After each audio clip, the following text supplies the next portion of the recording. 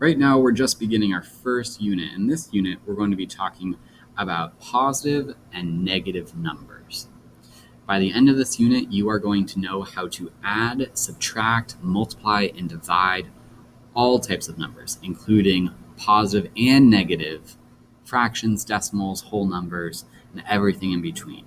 All right? We're also going to be talking about lots of different real-world contexts in which negative numbers are very important. And we started our very first week of this unit talking about a real-world example of a game really similar to Jeopardy, a trivia game show. In this game, if teams answer questions correctly, they get points, or in other words, they get positive points. But if the team answers a question wrong or incorrectly, then they lose points, or they get negative points. All right? 3 teams that we talked about last week were Super Brains at negative 300 points. There's our little negative symbol. The Rocket Scientists have 150 points. There is no positive symbol, but we know if there's no positive or negative symbol, then that's going to be positive 150 points. And the Know-It-Alls have negative 500 points. We talked about how to compare these 3 numbers, and we said that the Rocket Scientists have the highest score. 150 is the greatest number because it's the only one that's positive, or the only one that's greater than 0. We also said that the Know-It-Alls are the lowest scoring team right now. They have the least amount of points because negative 500 is further away from 0 than negative 300. They are more in the negatives. We talked about how we could compare 2 of the teams. So if we wanted to know what the difference is in points between Super Brains and Rocket Scientists, then we could think about how many points does the Super Brain team need to catch up and tie with the Rocket Scientists. We can put that in the context of an equation by saying, well, first of all, the Super Brains first just need to get to 0.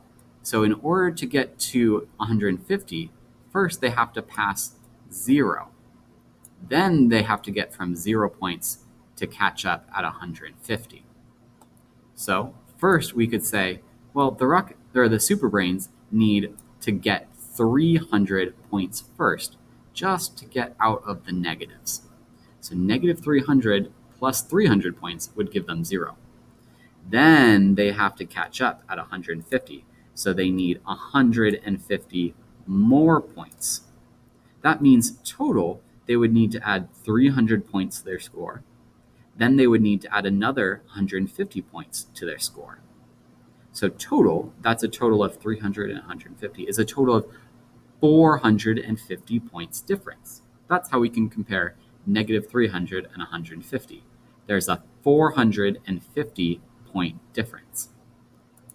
We also talked about how we could think of these really weird equations with positive and negative numbers in the context of our game show. So for example, another team, the Win It Lots, they might have had this sequence of questions that they answered correctly or incorrectly. We could think about it in the context of, well, first, they start with 100 points. Then what happens? Well, minus 200. What does minus 200 mean? That means that maybe then they answered wrong and they lost this many points. Okay, so if they had 100, then they lost 200. That means they went to 0, past 0. Now they're at negative 100 points. What happens next here? Oh, maybe they answered a question correctly and got 50 points. So if they were at negative 100 and they got 50 points, that means now they're only at negative 50. Okay, and lastly, what happens? Lastly, they answered a question wrong again and they lost 100 points. So negative 50, they go further into the hole and now they're at negative 150. So lastly, they're at negative 150 points, and I can write my answer right there. So whenever you have an equation that has positive and negatives, it's always helpful to put it into the context of a real-world problem, just like the trivia game show, to think about what do each of these things mean so that you can think about how to solve the answer.